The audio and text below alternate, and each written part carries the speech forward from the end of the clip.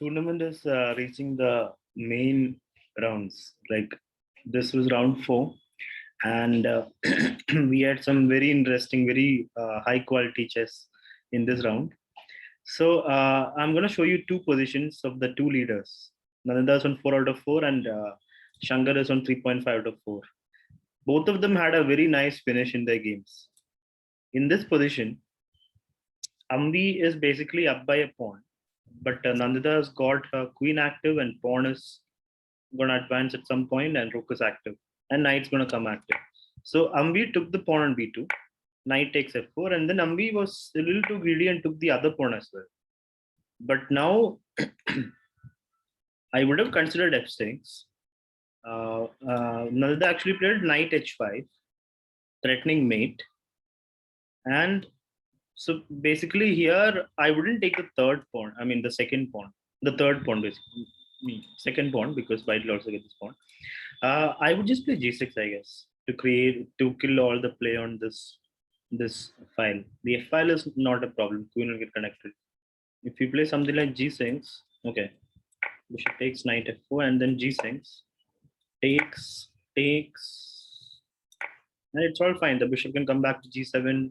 The square is covered. Everything is good.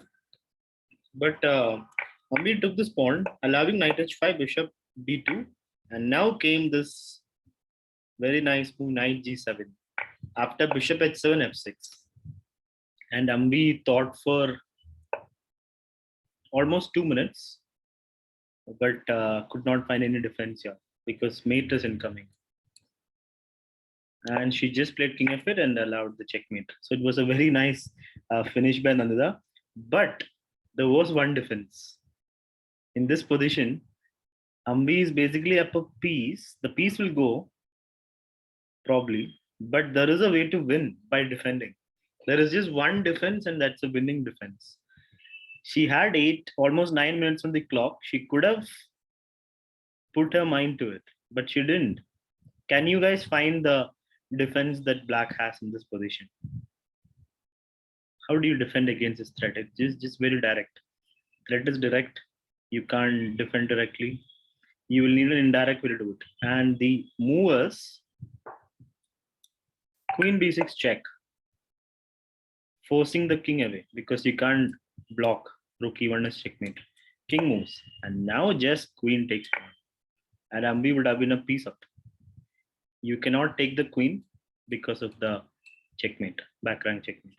So this is the defense that Ammi had, but it's not easy to find. But if she had found it, she would have been winning this game, and Nandita would not be at the top. So it was still a very interesting game. The other game, the second leader, Shankar, Danny Boy, has had a very nice pawn on c2, and he made full advantage of it. And this is where he struck knight b4. Computer wouldn't like it that much, but it's a brilliant move. It's a very nice move. After bishop takes, it looks like it's a free piece, but bishop b2. So it was a deflection, a distraction. The bishop came to b2, and now it's a full rook that's being attacked. So Atan defended.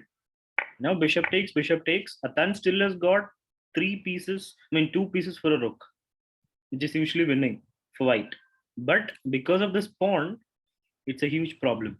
So here Shankar just played rook d8, trying to play rook d1.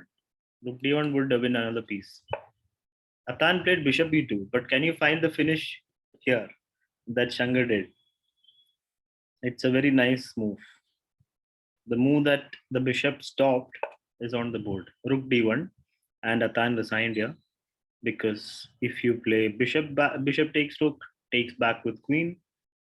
Takes back and queens, and it's mate. If you just go back, then just the piece goes. And with the exchange up and a pawn, it's easy to win. So with those two nice results, Nandita is on 4. Shankar is on 3.5, closely followed by a big pack of 7 people on 3, and then there is 2.5s. So because there are category prize as well, it becomes a very close contest. So the next 2 rounds are very important to end up in the prize list and to have a good tournament.